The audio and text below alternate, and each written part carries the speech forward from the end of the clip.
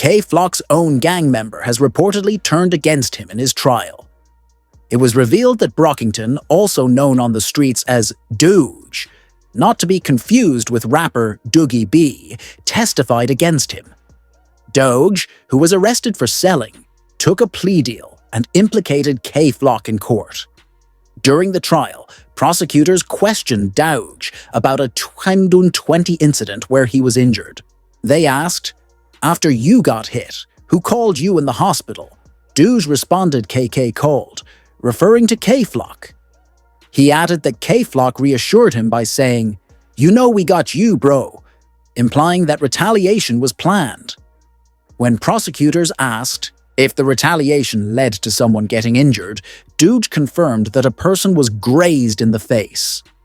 Prosecutors then asked if he saw K-Flock with a firearm, to which Doge responded, yes, adding that K-Flock had also been seen arguing.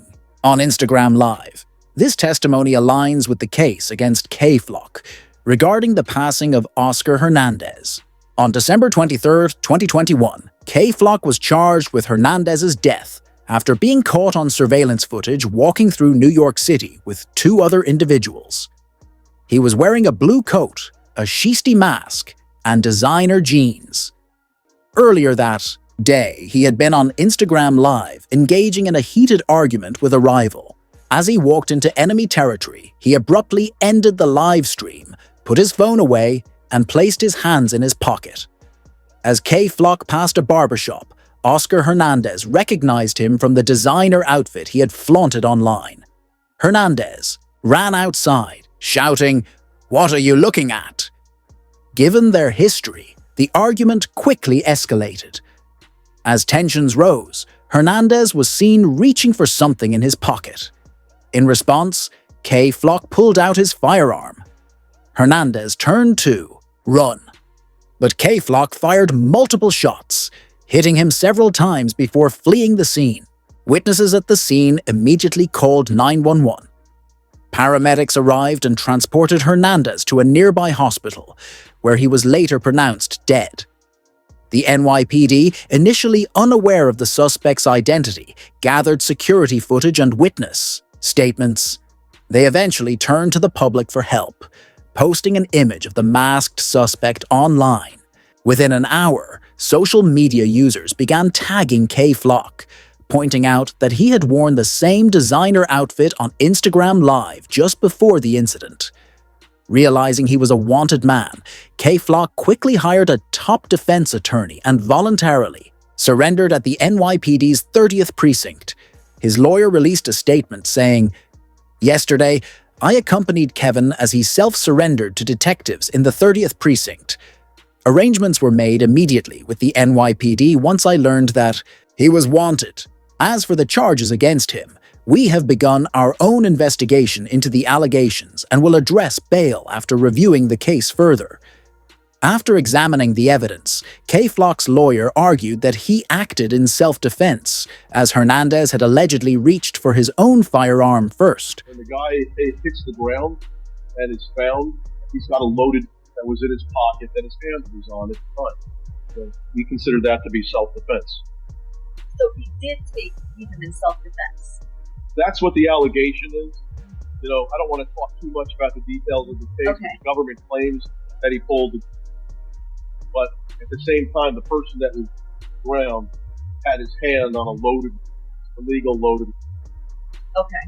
So without saying too much, you're arguing obviously self-defense.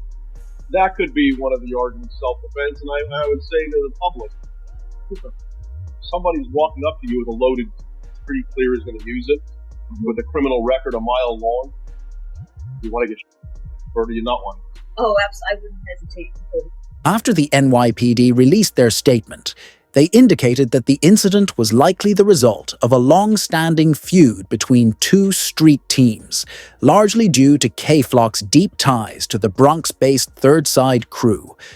Official records show that K-Flock was heavily involved in street-related activities during his time outside, and as a well-known figure, he held significant influence over various situations. However, his reputation also made him a prime target for retaliation from his rivals. This ongoing street conflict ultimately tarnished his name in the rap industry.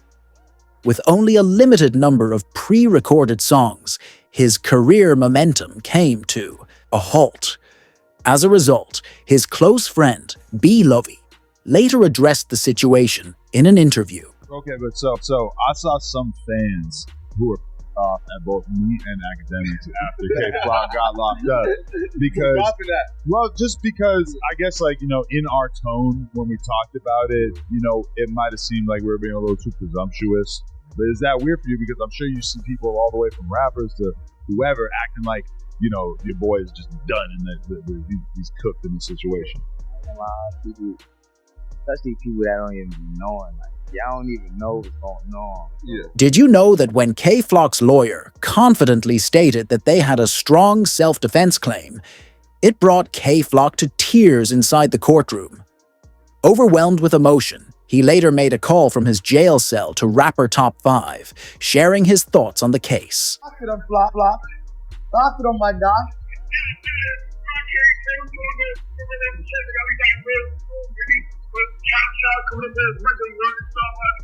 Soon come home, man. You got these little boys walking around with no jewels, Flop. They need you. They need you, Flop. This led to several other rappers reacting to K-Flock's case, showing their support for the New York artist. What's it like for you watching the K-Flock thing happen? That's crazy. Next big artist coming out of New York. I love Flock, so that's my guy. Okay. But I'm wishing him the best right now, you know what I'm saying? And for the alleged charges they pushing on him, you know what I'm saying? I'm wishing his family the best, I'm wishing the whole team the best and everything, you know what I'm saying? And I hope he beat the alleged charges. Because he got a lot of future brightness. He got it. I hope, you know what I'm saying? That would be a sad story if that's the ending. We ain't gonna think like that. You know what I'm saying? You gotta stay positive. Despite K-Flock's lawyer building a strong self-defense argument, things took a turn for the worse when he was indicted by a federal grand jury on multiple racketeering conspiracy charges, also known as a RICO case. This shocking development sparked reactions across the hip-hop community, with creators saying, K-Flock just caught a RICO. It's really over. Even DJ Academics weighed in, stating, the feds just unsealed an indictment on K-Flock for a RICO charge. The mandatory minimum, if he doesn't beat those charges or snitch, is life in prison. He's also facing state charges that have him locked up. Pray for him. This situation mirrors what rap OG Boozy once said about YNW Melly.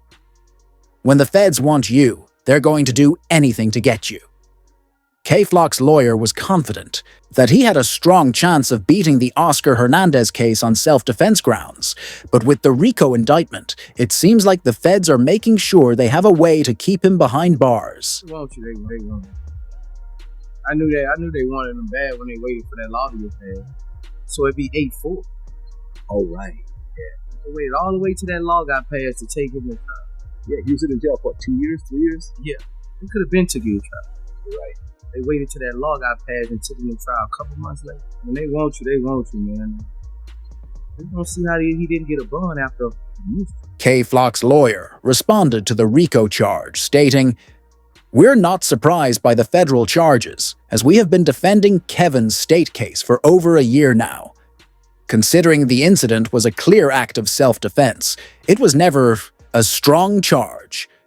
However, using it as the foundation for a possible penalty charge is extraordinary. The video evidence clearly shows that Kevin was attempting to walk away from Oscar before being confronted. He then used his firearm to defend himself against another armed gang member who was reaching for his own weapon. However, what K-Flock's legal team didn't anticipate was that the feds might not have a strong case against him. On the first day of the trial, it quickly became evident that the prosecution was unprepared. Observers noted that the prosecutors were stuttering, struggling to answer the judge's questions, and failing to present solid evidence to counter K-Flock's self-defense claim. At the end of the first trial day, K-Flock appeared emotional, which was understandable given it was his first time in court for this case. However, his lawyer reportedly leaned over and whispered to him that they were going to win. His legals team was so confident in their position that they even shared a message from K-Flock while he was in jail, further fueling optimism about the case. I know what's going on, man. Flock, I know something deal. Man, like, me to the guys, man. Hey, yo, like, I'll be back real soon. Shout out to my fans and my supporters, man. I love all y'all, man. For all of you out there, violence, man. For me, and do what y'all supposed to do, man. For me, get through life correctly, man. Like, Get money. Man, I'll see you real soon.